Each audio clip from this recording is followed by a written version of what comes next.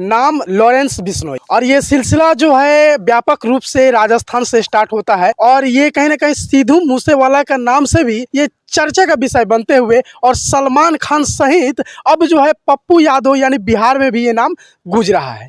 लेकिन इसके पीछे कारण ये है कि पप्पू यादव ने एक ट्वीट करके ये बोला है कि ये देश है कि हिजड़ों का फौज। इस पे जो है बौखलाए हुए मनीष कश्यप भी कम नहीं है, वो भी न जाने अनाप शनाप क्या बोल दिए हैं कि पप्पू यादव कहीं ना कहीं देश के सबसे बड़ा हिजड़ों में से एक मोटा सा हिजड़ा वो भी है। बाकी कहीं ना कहीं पप्पू यादव के करीबी हमारे साथ आकाश भाई हैं और ये कहीं ना कहीं अपना रूप प्रतिक्रिया व्यापक रूप से रखते हैं हमेशा सोशल मीडिया पे। आज हम जानने का प्रयास करेंगे कि आकाश भाई, सबसे पहले आपको स्वागत है। बहुत बहुत धन्यवाद आपका और आपके सभी दर्शकों को मेरा नमस्कार। ये अभी ये चल रहा है, कंट्रोवर्सी एक चल रहा है मनीष कश्यप और पप्पू यादव की। तो मनीष कश्यप ये भी बात बोल दिए हैं कहीं ना कहीं कि ये पटना के टीचर और कहीं ना कहीं डॉक्टर के ऊपर ये भी ले भी लेते हैं, इस टाइप का कहीं ना कहीं उनका बयान है। तो इस पे आपका क्या? देखिए, बोल देने से नहीं होता। हम बोल दे कि आप हमसे पैसा मांग रहे हैं तो इसको प्रूफ करना होगा ना कि आप हमसे कैसे मांग। कई गो डॉक्टर और कई गो टीचर पप्पू यादव के अगेंस्ट में आया है कि हमसे ले भी लेते, पहले ये साबित करे। और वो जो आदमी बोल रहे हैं उसको क्या उसका क्या समझिएगा, जिसके ऊपर 420 का मुकदमा है, जिसका अकाउंट फ्रीज हुआ था, 40-40 लाख रुपया आया, जिसका कोई बता नहीं पाया कि यह रुपया कहाँ से आया हुआ है, वो किसी और को क्या बोलेगा है। अच्छा, ये भी बात बता रहे हैं कहीं ना कहीं पप्पू यादव इससे पहले वो सबसे बड़ा हथियारा है। जब नाम आ रहा है लॉरेंस बिश्नोई का तो कह रहे हैं लॉरेंस बिश्नोई तो अब हो रहा है, लेकिन उससे पहले पप्पू यादव इससे भी बड़ा था। देखिए, सवाल ये नहीं उठता है। सवाल ये उठता है कि जेल में बंद कोई अपराधी चैलेंज करके किसी की भी हत्या कर रहा है।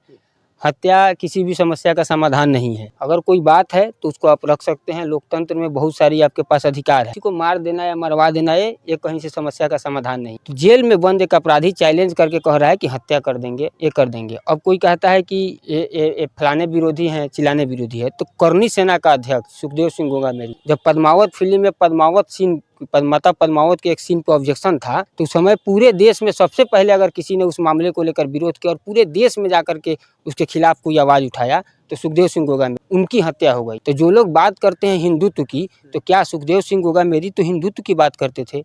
वह करनी सेना के अध्यक्ष थे। बार बार हिंदू समाज के जहाँ जहाँ भी कोई घटना घटती थी तो वहाँ जाकर मुखर होकर आवाज उठाते थे। तो उनके इसलिए हम कहेंगे कि कोई हत्यारा किसी का, कोई भी हत्यारा हो, उसकी न तो जाति होती है न धर्म, उसको जो टारगेट होगा वो किसी जाति धर्म का होगा, उसकी हत्या हो सकती है। इसलिए उनका ये कहना था कि जेल में बंद एक अपराधी किसी को चैलेंज करके हत्या कर दे रहा है। क्या हमारी सरकार और हमारी सिस्टम इतनी सक्षम नहीं है कि उसको लगाम लगा सके कि वह जेल में बंद होकर के फिर हत्या करा दे रहा है और कह भी रहा है कि हम करा दिए हैं? इस पे था। और ये मनीष कश्यप क्या बोलेंगे? इनका क्या काम है? लोगों के इमोशंस के साथ खेलना। यहाँ आए चुनाव लड़ने, लोग ने सपोर्ट किया, हम भी मानते थे कि चलो भाई अच्छा आदमी है, और मेरे चंपारण के ही है, बगल के ही है, मतलब बेतिया जिला हमारे मोतिहारी और बेतिया का बॉर्डर उनके गाँव में पड़ता है, डुमरी महांगनवा। हम कहे कि चलो भाई हमारे समाज का कोई लड़का आगे बढ़ रहा है, लेकिन ये क्या किए कि सारे लोगों के इमोशंस के साथ खेल गए। जब लोगों ने आपके साथ कदम से कदम बढ़ा दिया, आपको सब चीज से लोग तन मन धन से आपके साथ खड़े हो गए, तो आपको चुनाव लड़ना चाहिए। तो आप जाकर बीजेपी ज्वाइन कर गए, लोगों के इमोशंस के साथ खेल दिए।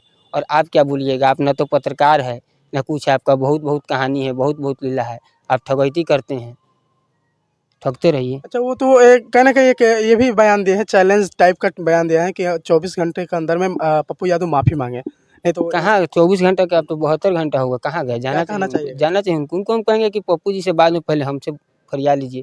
यहाँ एक कंट्रोवर्सी हुआ था आर्मी वाला प्रकरण, उसकी सच्चाई बहुत अलग थी। यहाँ लोगों के सामने कुछ और परोसा जा रहा था, जबकि वहाँ था जो परिवार को जिसको ठोकर लगा था वो बहुत गरीब था।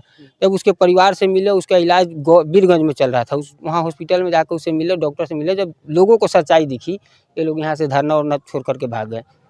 बहुत सारे पत्रकार साथी आपके थे उस समय, उनसे पूछिएगा। तो ये इस सब बयान पे जो है कहने का देश है हिजड़ों का फौज है, तो इस पे बयान पे किस मानसिकता से देखते हैं पप्पू यादव? नहीं, देखिए, ये उनका आपको तो हम कह दिए कि ये था कि सरकार, हमारी सिस्टम क्या सक्षम नहीं है कि उससे निपटा जा सके, ये इसलिए है। अब कोई उसको गलत तरीके से प्रेजेंट करे, रिप्रेजेंट करे, कोई फ़र्क नहीं पड़ता है। पप्पू यादव जी ने ये भी कहा कि 24 घंटे के मोहलत हमको दीजिए, हम उसके नेटवर्क को ख़त्म कर देंगे।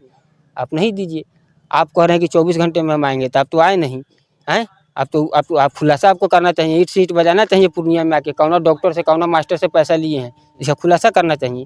तो आप किए नहीं, तो हम कहेंगे कि अब आप बीजेपी के नेता भी हैं, आप अपनी सरकार से कहिए कि उनको परमिशन दे दे। 24 घंटे में हम कह रहे हैं कि नेटवर्क समाप्त कर दिया जाएगा उसकी। अच्छा, बीते कुछ समय में कहीं ना कहीं मनीष कश्यप थोड़ा सा लुप्त हो गए थे, कहीं ना कहीं उनका वो दिखावा अब नहीं था, लेकिन अब जो है इस मानसिकता पे क्या कहिएगा, क्योंकि अब ट्वीट को जो है आप इतना ये आप ये बता नहीं, आप ये बताइए, कोई सस्ती लोकप्रियता लेने के लिए घर में बैठ के वीडियो बना दे, उससे होता है कि जनता के बीच जाकर उसकी मदद करना होता है। जनता जब दुख के समय में होती है तब जाकर उसकी मदद करना होता है। अभी बिहार में बाढ़ आई थी, इतना बड़ा बाढ़ राशि आई थी, क्यों नहीं ये लोग दिखे? विपक्ष का नेता दुबई, सरकार हेलीकॉप्टर से देखी, कोलैप्स था जमीनी स्तर पे, लोग त्राहिमाम थे। एकमात्र वहाँ लोगों के बीच अगर कोई खड़ा होने वाला था तो पप्पू यादव थे। उनके पिताजी का देहांत हुआ था और हम संजोग से वहीं पूर्णिया ही थे, और उनके पिताजी का श्राद्ध कार्यक्रम था, उसी दिन बाढ़ आई थी और एक बांध टूटा हुआ था अररिया में, ठीक है ना। और उनको पता चला 2:30 बजे, 3 बजे वो सारे कार्यक्रम को छोड़ करके रात में निकल गए बाढ़ में। तो उस व्यक्ति को कहिएगा, जो व्यक्ति 10 लाख परिवार को इस बाढ़ में खाना पहुँचाया है, पैसा पहुँचाया है। अभी शराबबंदी में, यहाँ बिहार में शराबबंदी कहता है लोग, यहाँ जहरीली शराब पीने से सिवान में मौत हो गई। सारा नेता कोई नहीं पहुंचा है, पप्पू यादव जी पहुंचे हैं, मदद किए हैं। तो वो जनसेवक है, वो जनता की सेवा करते हैं। उनको आप क्या कहिएगा? आप ठगैती करते हैं, आप पहले ठगैती कीजिए। आप जितना ठगते होइएगा वो कई गुना ज़्यादा मार देते हैं। बहुत बहुत धन्यवाद पूरा वीडियो देखने के लिए। हमारे साथ जुड़े हुए थे आकाश जी, युवा नेता हैं और इनका भी चर्चा काफ़ी होता है मोतिहारी जिला का, पूर्वी चंपारण जिला के अंदर। बाकी आप लोग का क्या प्रतिक्रिया है कमेंट बॉक्स में छोड़िएगा। मिलते हैं नेक्स्ट वीडियो में नेक्स्ट खबर के साथ, तब तक के लिए जय हिंद, धन्यवाद।